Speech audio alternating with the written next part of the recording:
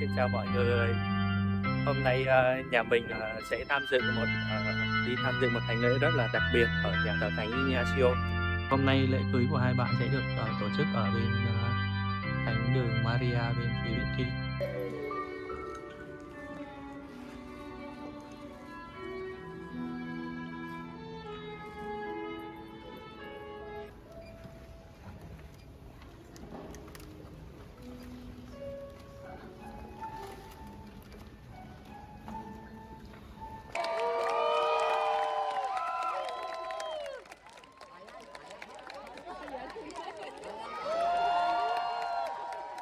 Xin chào mọi người.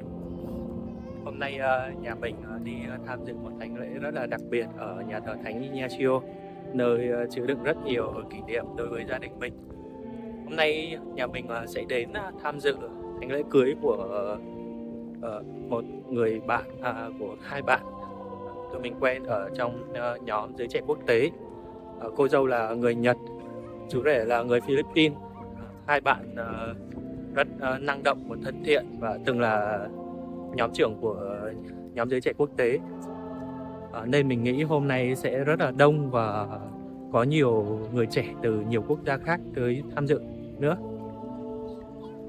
Thật trùng hợp thì ngày này 3 năm trước, vợ chồng mình cũng tổ chức thánh lễ cưới ở nhà thờ Thánh Ignacio.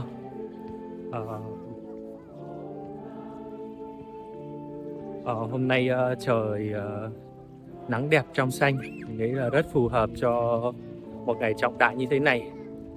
Ngày này 3 năm trước thì hơi se lạnh và có mưa to lắm, trời không được đẹp như thế này đâu. Nhưng mà hôm nay thì trời nắng đẹp trong xanh. Mọi người cùng đi với nhà mình nhé.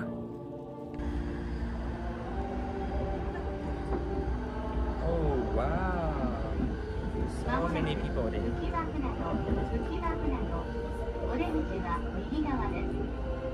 電車とホームの間が空いているところがありますので、足元にご注意ください。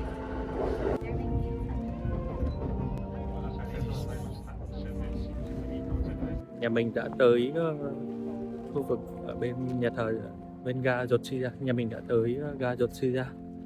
Bây giờ thì cả nhà đang đi qua bên nhà thờ.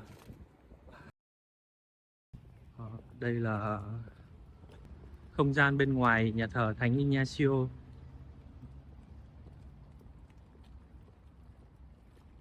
Hoa, nhà thờ tháp chuông này. Ở đây có cả chuối. Ở đây chuối này.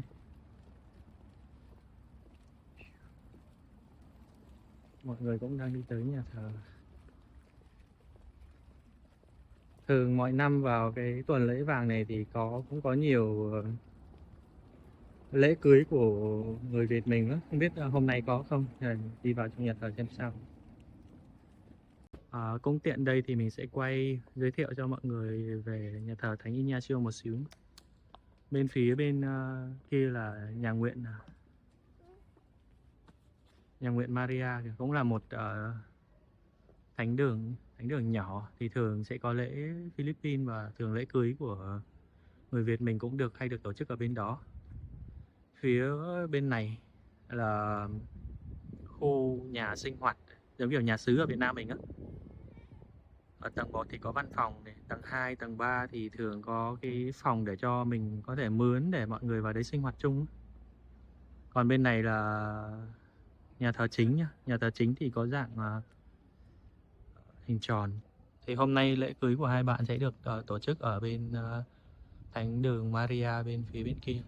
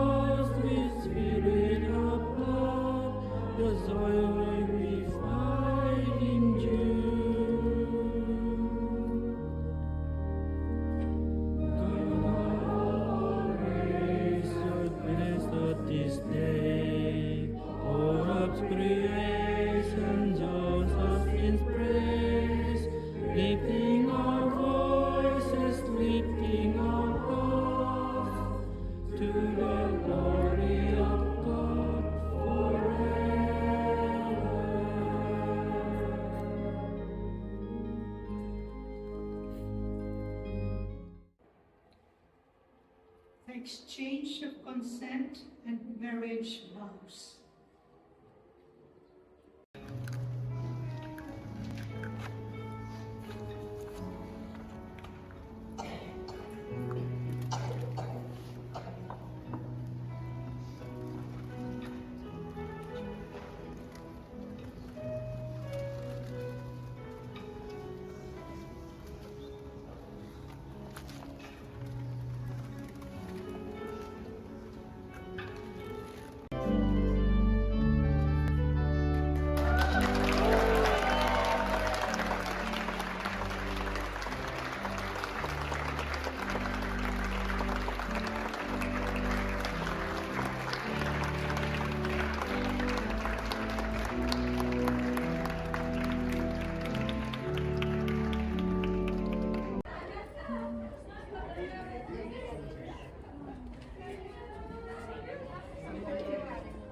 Mọi người đang nhận đứng chào cô dâu tặng quà cho mọi người, cô dâu chú rể tặng món quà cho mọi người.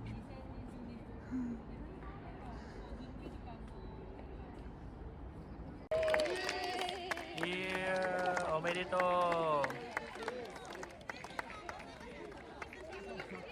Kiss.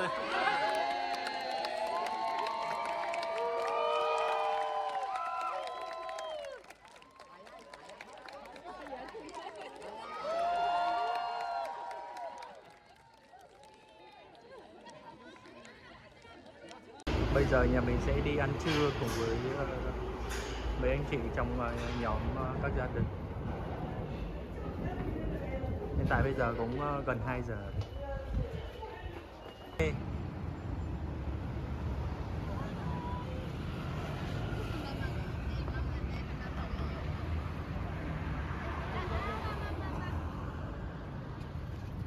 Ở đây Jotu Sanchome.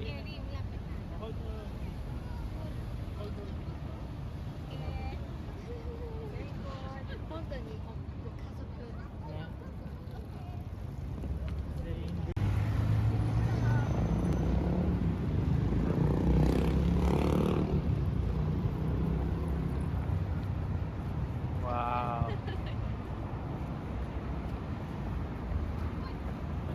Hiện tại nhà mình đã tới ga gì đây nhỉ? Nhà mình đang ở ga gì nhỉ em nhỉ? Hamamatsucho. Nhà mình mới tới ga Hamamatsucho. Bây giờ đi ra ngoài nhà thiếu nhi cho mấy bé chơi xíu rồi chờ đến giờ tối thôi.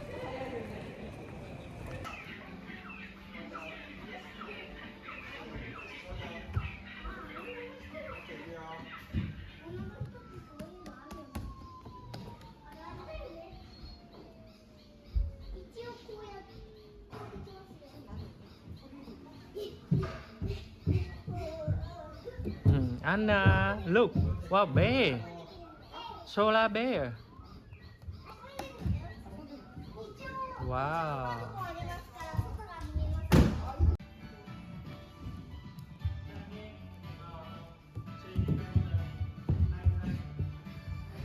Oh. Anna, try more, try a little more. Hey, you can do it. Try a little more. Oh, oh, oh, oh.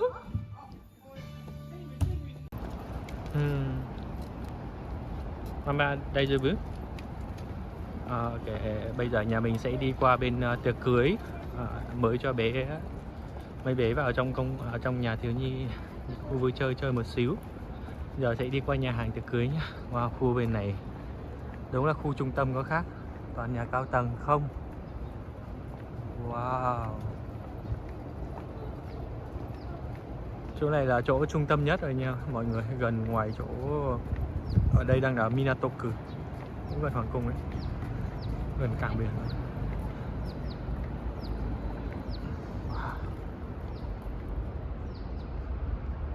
Toàn nhà cao tầng. Nãy nhà mình cho bé vào trong kia chơi này.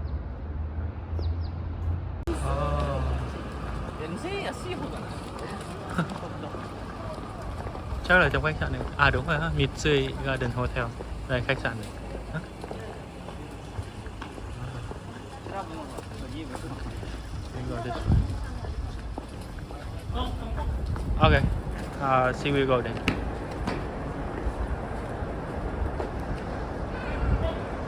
Wow. Đây nhà mình sẽ đi vào trong khách sạn này để ăn. Bữa nay ăn buffet rồi. Đồ ăn vẫn chưa. Bạn bè ngồi phía bên kia.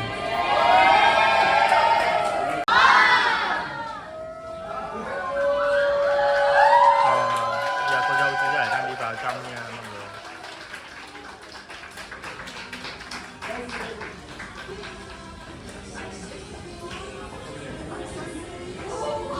Guys, you need to keep walking.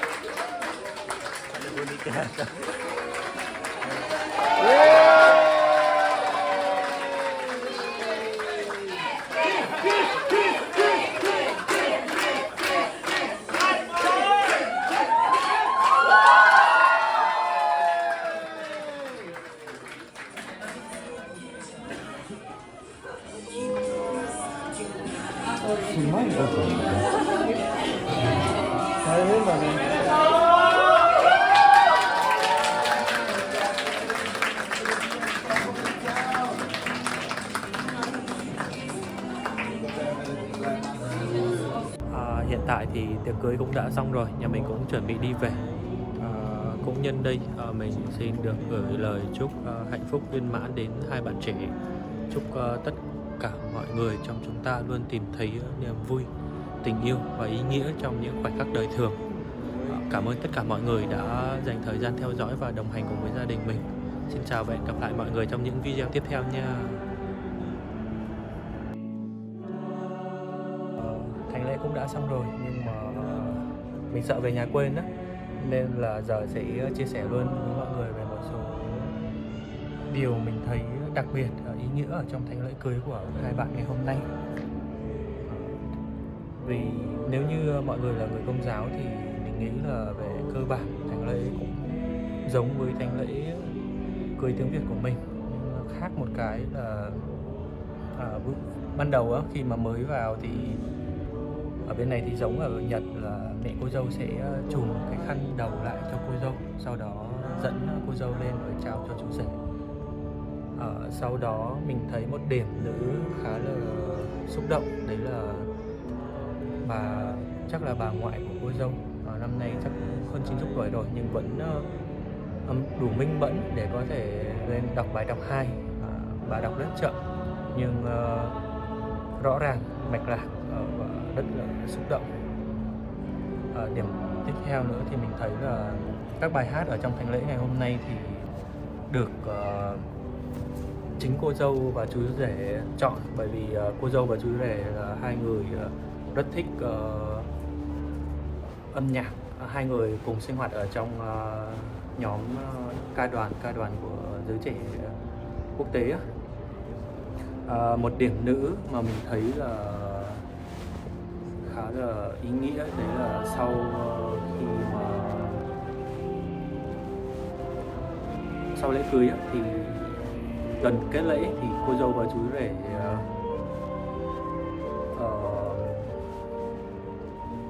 ngồi rửa chân cho nhau. Thì ở trong nếu như mọi người là người Công giáo thì chắc là biết rồi, khi mà vào cái mùa phục sinh thì thường có lễ gọi là lễ rửa chân.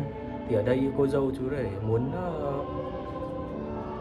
bước vào đời sống hôn nhân bằng cách là phục vụ cho nhau, rửa chân cho nhau để giống như kiểu là phục vụ cho nhau á. Và một điểm nữ mà mình thấy là rất là gọi là rất là xúc động khi mà chính cô dâu viết một bài hát ở cuối lễ, gần hết lễ thì có một bài hát mà cô dâu viết để giống như kiểu lời của người cha đã mất gửi cho con gái của mình. Thì về nhà mình sẽ ghép lại cái bài hát đấy để cho mọi người cùng nghe, chính cô dâu sáng tác. Mình thấy khi mà tham dự thánh lễ ngày hôm nay giống như một lời nhắc nhở đối với vợ chồng mình. Cũng chính ngày này 3 năm trước, cả hai vợ chồng đã cùng nhau thề ước ở ngôi thánh đường này. Vợ chồng mình cũng đang cố gắng thôi. Cảm ơn vì hôm nay hai vợ chồng và bé Anna cũng được tham dự một thánh lễ cưới long trọng như thế. Mình xin được giới thiệu với mọi người, đây là cuốn sách hướng dẫn trong thánh lễ được sử dụng trong lễ cưới của hai bạn. Nhìn ở bên ngoài thôi cũng thấy rất là đẹp, cầu kỳ và rất là tỉ mỉ, công phu. Hai bạn đã chuẩn bị rất kỹ, bởi vì là thánh lễ có sự tham gia của cả người Nhật và người nước ngoài, đông rất nhiều người từ nhiều nước khác nhau, nên là có chuẩn bị cả tiếng Anh rồi tiếng Nhật ở bên này để cho mọi người tiện theo dõi. Cũng khá là giống ở trong thánh lễ tiếng Việt mình thôi. Bài đọc 1 thì được đọc bằng tiếng Anh do em, mình nghĩ chắc là em của chú rể hoặc là bạn gái đọc. Rồi bài đọc 2 thì đọc bằng tiếng Nhật là do bà của cô dâu, mình nghĩ chắc là bà của cô dâu đọc. Rồi những cái phần lời Chúa thì do cha người Nhật đọc bằng tiếng Nhật rồi giảng bằng tiếng Nhật trước, sau đấy thì có một phần cha người Ấn Độ giảng bằng tiếng Anh. Cái phần này thì là giống là tiếng Việt mình thôi, là cái phần mà cha hỏi về việc ý nguyện của hai người có tự do kết hôn với nhau không và có bị ép buộc hay không. Rồi sau đó là đến phần mà hai cô dâu và chú rể trao nhẫn cưới cho nhau. Ở đây thì chú rể sẽ nói cái phần này chú rể nói bằng tiếng Nhật và cô dâu nói bằng tiếng Anh, mình nghĩ là để cho hai bên có thể hiểu rõ hơn. Rồi cái phần tiếp theo thì cũng giống ở bên thánh lễ tiếng Việt mình. Cái phần mà lời nguyện chung thì là do bạn bè của cả cô dâu và chú rể đọc. Rồi tiếp theo thì cái phần kết lễ đây, ở chỗ này thì là do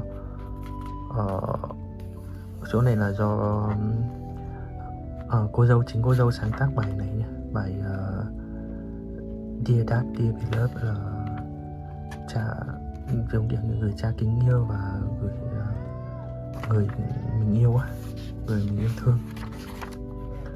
Rồi cái phần phần này là cái phần mà cô dâu và chú rể rửa chân cho nhau, thì cái phần này là phần mà sơ đọc hướng dẫn thôi, giới thiệu với mọi người cái nghi thức này. Ở trong mùa chay của bên đạo thì có cái nghi thức là rửa chân cho các tông đồ. Ngày xưa Chúa Giêsu trước khi mà chịu nạn thì có rửa chân cho các tông đồ, thì cô dâu và chú rể ở đây thì cũng đã rửa chân cho nhau. Rồi cái phần này thì cũng không có. Cái phần này là phần cuối cùng để cô dâu và chú rể giống như kiểu như là chụp hình cưới và thứ tự thôi. Đây là phần giới thiệu về cô dâu và chú rể, thì mình sẽ dịch qua tiếng Việt cho mọi người nghe. Ở đây thì hai người rất là biết ơn cái sự hiện diện của mọi người và ủng hộ của mọi người trong cái tình liên đới của vợ và chồng của hai bạn nữa. Thì cô dâu và chú rể gặp nhau ở nhà thờ Thánh Ignacio năm 2019. Cả hai cùng phục vụ ở trong nhà thờ thông qua việc tham gia vào rất là nhiều hoạt động khác nhau ở trong cái cộng đồng. Mình nghĩ ở đây cộng đồng người Philippines cũng có này, ở cộng đồng giới trẻ, nhóm giới trẻ quốc tế.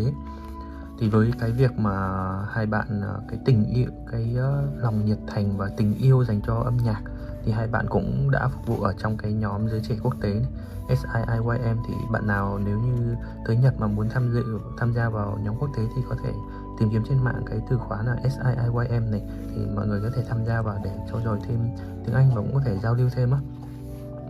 Và những cái cả hai bạn này tham gia, nhưng mà cô dâu thì có làm nhóm trưởng 1 năm nhé, 2 năm, và chú rể thì có làm nhóm phó của nhóm giới trẻ quốc tế 2 năm tiếp theo.